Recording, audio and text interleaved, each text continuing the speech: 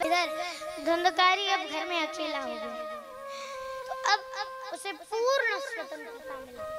वह घर में 5 गणिकाओं को ले आया, 5 वेश्याओं को ले आया। भैया अब वे 5 वेश्याएं, अब उन 5 वेश्याओं की मनोकामनाएं पूर्ण करने के लिए धुंधकारी रोज चोरी करता महाराज। एक दिन वेश्याएं आपस में बैठी थी और चर्चा हुई। चर्चा करने लगी कि ये धुंधकारी हमारे लिए हमेशा चोरी करता है, कभी ना कभी तो पकड़ा जाएगा, क्योंकि सच कभी छुपता नहीं है, पकड़ा ही जाएगा। तो इसलिए उन सभी ने कहा कि अब हम इसे ही निपटा देते हैं, क्योंकि क्या होगा कि जब ये पकड़ा जाएगा तो इसे तो दंड मिलेगा ही, हमें दंड मिलेगा, दंड हमें भी मिलेगा तो भी कोई दिक्कत नहीं, हमारा दंड ही चला जाएगा। इसलिए सबसे अच्छा है कि इसे ही हम ठिकाने लगा देते हैं। इन्होंने बड़ी अच्छी योजना बनाई। रात्रि को जब धुंधकारी घर आया तब इन गणिकाओं ने, वेश्याओं ने उन्हें खूब मदिरा इत्यादि का पान कराया। जब वह मनोन्मत्त होकर सो गया तो उसे खटिए के पटिए से बांध डाला, खटिए से बांध दिया और फांसी के फंदे पर लटका दिया। पर इससे भी जब वह जल्दी न मरा तो सारी वेश्याएं उसे बड़ी जोर जोर से मारी, और जब वह चीखा चिल्लाया तब एक वेश्या दौड़ कर आई और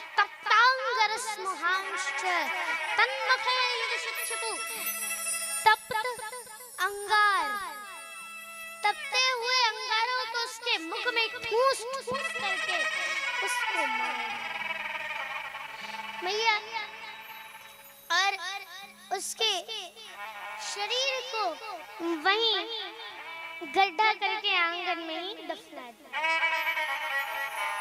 भैया अब चल सारी गणिकाओं ने धन का बंटवारा किया और 5 अपने अपने घर चली गई, चंपत हो गई। भैया अब इधर तीर्थ यात्रा में जब गोकर्ण जी को पता चला कि उनके भाई की मृत्यु हो चुकी है, उन्होंने आकर के अपने भैया का गया में जाकर पिंडदान भी दिया, श्राद्ध किया, परंतु फिर भी धुंधकारी की मुक्ति नहीं हुई। धुंधकारी की मुक्ति नहीं हुई महाराज। दान भी दिया, सब कुछ किया, पर जब एक बार वो घूमते घूमते अपने ही गांव पहुंच गए, अपने गांव में आकर के उन्होंने क्या देखा, अपने गांव में वह आए और आकर अपने आंगन में लेट गए। लेटे थे, थोड़ी रात्रि हुई, तभी जोर जोर से भयंकर आवाजें सुनाई देने लगी, भयंकर आवाजें सुनाई देने लगी महाराज। और महाराज सभी वहां पर गोकर्ण जी महाराज थे, वह डर गई, आवाजें कहां से आ रही है, सोचने लगी कि आवाज कहां से आ रही है। तभी उनके सामने एक भेड़ का बच्चा प्रकट हो गया। वो कभी हाथी बन जाए, वो कभी इंद्र बन जाए, वो कभी आग का गोला बन जाए, वो कभी पुरुष बन जाए, इस तरह वो रूप बदल रहा था। अंत में वह एक प्रेत के रूप में आया। गोकर्ण जी समझ गए यहाँ कोई प्रेत है। उन्होंने पूछा, क्या तुम कोई प्रेत हो, पिशाच हो या राक्षस हो, तीनों में से कौन हो, बताओ। तब धुंधकारी कुछ बोल ना पाया, उसकी आंखों से अश्रु गिरते रहे।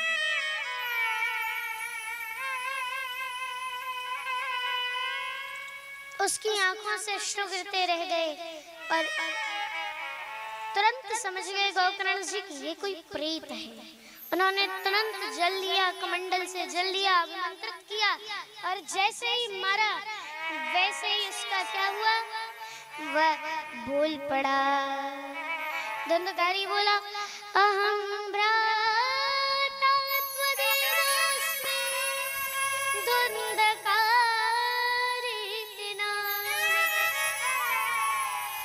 स्वकीयेनैव दोषेण ब्रह्मत्वं नाशितं ब्रह्मत्वं नाशितं बोल भक्तवत्सल भगवान की। भैया मैं तुम्हारा भाई हूँ, धुंधकारी हूँ। मैंने अपने ही दोषों के कारण अपने ब्रह्मत्व को नष्ट कर डाला है। भयंकर प्रेत बनकर के मैं भटक रहा हूँ। अहो बंधो कृपा सिंधु, हे बंधो हे भैया, तुम तो कृपा के करुणा के सागर हो। कृपा कर मुझे प्रेत योनि से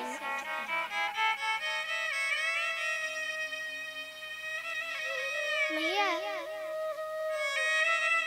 गोकर्ण जी ने पूछा, राजन मैंने तो, हे भ्राता, मैंने तो तुम्हारा गया श्राद्ध भी करवा दिया है, फिर भी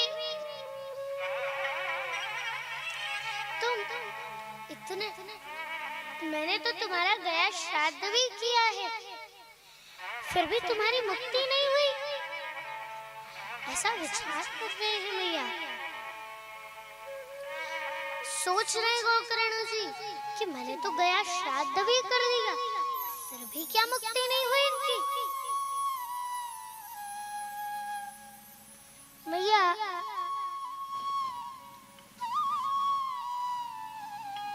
उन्होंने कहा चलो तो हम बात करेंगे, अभी तुम जाओ। गोकर्ण जी ने कहा हम कोई उपाय निकालेंगे, अभी तुम जाके अभी तुम जा करके अपने स्थान पर विश्राम करो, सुबह कोई निर्णय। रात भर सोच रहे हैं, रात भर सोचा, परंतु कोई उपाय समझ नहीं आया। रात भर सोच रहे थे। सुबह हुई, उन्होंने विद्वानों की सभा बुलाई। विद्वानों की सभा में उन्होंने सारे शास्त्र ग्रंथ पुराण इत्यादि अलट पलट कर देखे गए, लेकिन कोई भी उपाय न मिला। तब बड़ा भय हो गया उन्हें, गोकर्ण जी को, और उन्होंने तुरंत अपने योग बल से सूर्य की गति को रोका। सूर्य की गति रोक दी उन्होंने। सूर्य भगवान प्रकट हुए, सूर्य भगवान की स्तुति गाई और प्रश्न किया, बताइए अब मैं क्या करूं? मुझे मेरे भ्राता का उद्धार करना है, बताइए मैं क्या करूं? तब सूर्य नारायण बोले, आप श्रीमद् भागवत का अनुष्ठान करवाइए, भागवत के अनुष्ठान से ही वह बोला भक्तवत्सल भगवान की।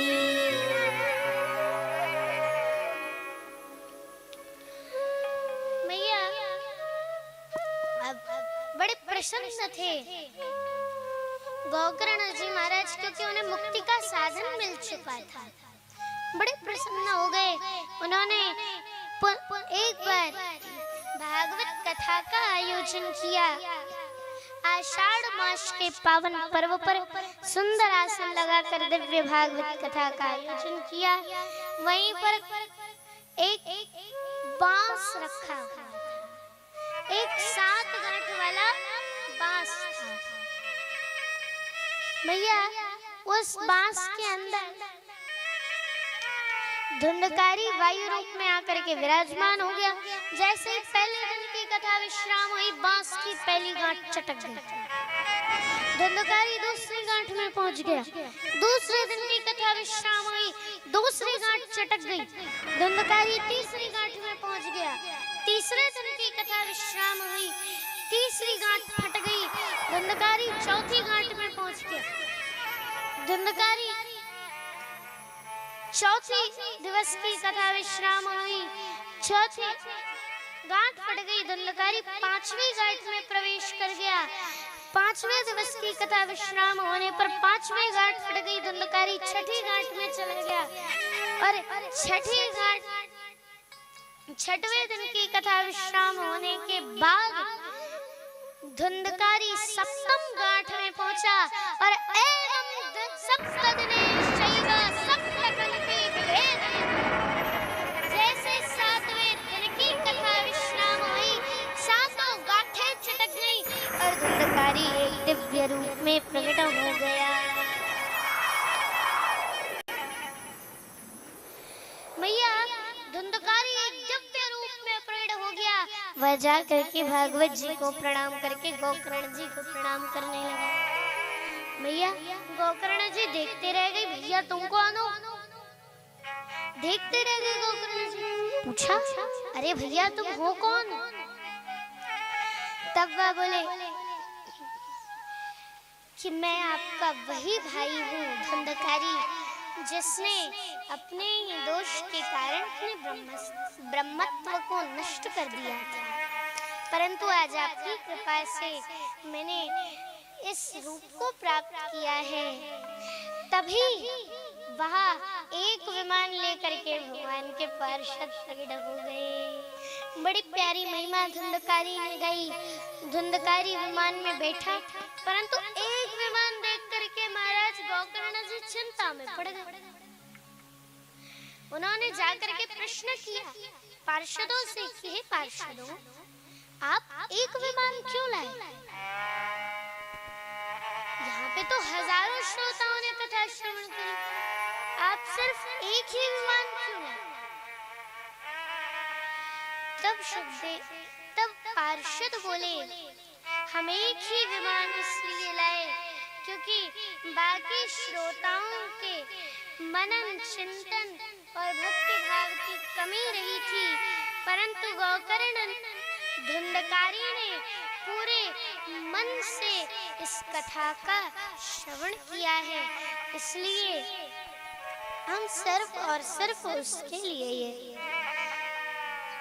ये सिर्फ और सिर्फ हम उसके लिए ये विमान लाए। धुंधकारी विमान में बैठा, पर पार्षद बोले अभी भी आप चिंतातुर मत होइए, आप अभी भी भागवत कथा का आयोजन करिए। हाँ, सब कुछ भागवत कथा ठीक करेगी। मैया एक बार और भागवत कथा का आयोजन किया गोकर्ण जी ने, और अगली बार सभी श्रोता सावधान थे कि अब न चूक जाएं। अगली बार जब कथा विश्राम हुई तो सनकादि बोले, नारद जी कथा विश्राम होने के बाद जो हुआ वो सुनिए। कथा विश्राम हुई और जितने श्रोता थे उतने विमान सहित पार्षद सहित भगवान नारायण चतुर्भुज स्वरूप में प्रकट हो गए। भगवान ने जाकर गोकर्ण को हृदय से लगा लिया और गोकर्ण जी को हृदय से लगा करके भगवान उन्हें लेकर अपने साथ अपने विमान में बैठा करके, मैया यहाँ वर्णित है, अयोध्या वासना पूर्वम यथा रामेण संगता तथा कृष्णेन तेनीता गोलोकं योगी दुर्लभम। जिस प्रकार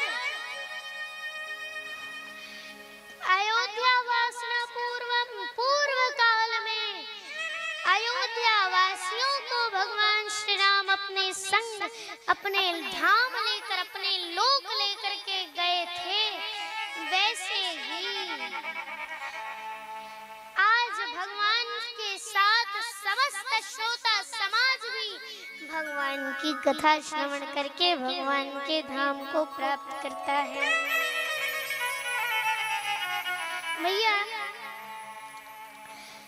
सनकादि कहते हैं, नारद जी आपका प्रश्न था कैसे कैसे पापी तरते हैं। मैया इस प्रकार 7 दिन तक बड़ी सुंदर कथा सुनाई। मैया इधर सातों दिन की जैसे कथा विश्राम हुई, सनकादि और नारद जी के मध्य नारद जी ने एक अंतिम प्रश्न किया। नारद जी ने पूछा, प्रभु अब एक अंतिम प्रश्न पूछना चाहता हूँ। क्या प्रश्न? ये प्रश्न पूछना चाहता हूँ कि भागवत की कथा कराने में खर्च कितना आएगा? एक बार विधि बता दीजिए। मैया, छठे अध्याय में, महात्मा के छठे अध्याय में वर्णित है पूरी विधि। आप सभी पढ़ भी सकते हैं, पूरी विधि लिखी हुई है विस्तार पूर्वक। मैया, नारद जी ने जैसे ये प्रश्न किया, तुरंत सनकादि बोले, ये सिर्फ और सिर्फ ये समारोह तो धन और आपके परिजनों के साथ से ही हो सकता है, ये आप अकेले नहीं कर सकते। मैया, और पहले ब्राह्मण को बुला करके मुहूर्त देखना चाहिए, मुहूर्त देखना चाहिए। मैया, जैसे हम अपनी बेटी का विवाह करते हैं ना, वैसे विवाहे यात्रशम्मितम, जितना धन बेटी के विवाह में लगता है उतना धन इस यज्ञ में खर्च होना ही चाहिए।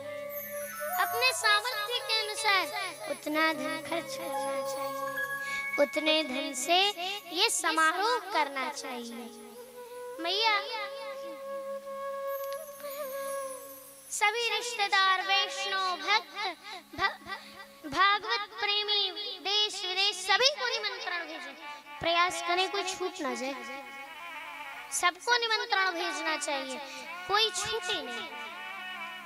अब वक्ता कैसा हो, वक्ता के बारे में बताया। वक्ता के बारे में क्या बता रहे हैं? विवाह विरक्तो वैष्णवो विप्रो वेद शास्त्र विशुद्धि कृत। वक्ता विरक्त होना चाहिए। अब यहाँ विरक्त की बात यानी संसार से विरक्त होने की बात नहीं कही जा रही, यहाँ विरक्त मन से होने की बात कही जा रही है कि संसार में रहो परंतु फिर भी भगवान की लीला का रसास्वादन करते रहो। मैया, और तरह तरह के दृष्टांत देता हूँ।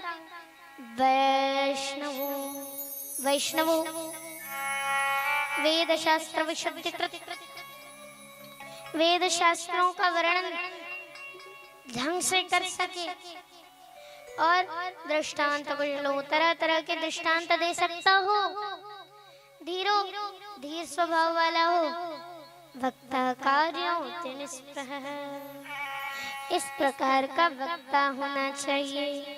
अब मैया, आहार कैसा लेना है? आहार भी वर्णित है। मैया, इसी में सबसे ज्यादा परेशानी आप लोगों को होती है। क्यों होती है ना? आहार क्या लें, भोजन क्या करें, उपवास रखें कि फलाहार रखें कि भोजन ही करके जाएं? होती है चिंता की नहीं होती है? इस बात की तो चिंता सभी को होती है। मैया, तो वही वर्णित भी है कि थोड़ा भोजन करो, हो सके तो उपवास रखो, नहीं तो फिर घृतम पानम, घी का पान करो, घी पियो, घी पियो। महाराज नारद जी ने सुना, नारद जी बोले, बोल भक्तवत्सल भगवान की जय हो, बोल राधा रमण सरकार की। हम सभी के बीच में बाल योग घी का पान करो तो नारद जी बोले, महाराज डॉक्टर साहब यदि घी रोटी में चपुर के खाने को भी मना करें तो आप बताइए फिर क्या करना है? फिर बताइए क्या करें? तो फिर दुग्धाहार करो, दूध पियो। अब दूध भी नहीं पीना तो फिर फल खाओ, तो फिर सूत जी कहते मेरे हिसाब से तो चकाचक भोजन कर लेना चाहिए।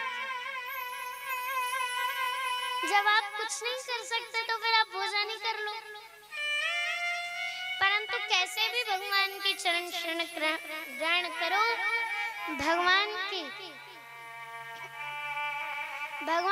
का प्राप्ति का लक्ष्य एक ही होना चाहिए। मैया इसके श्रवण से अब मैया अंत में क्या कहते हैं कि सनकादि कहते हैं कि श्रोता बंधुओं को आनंद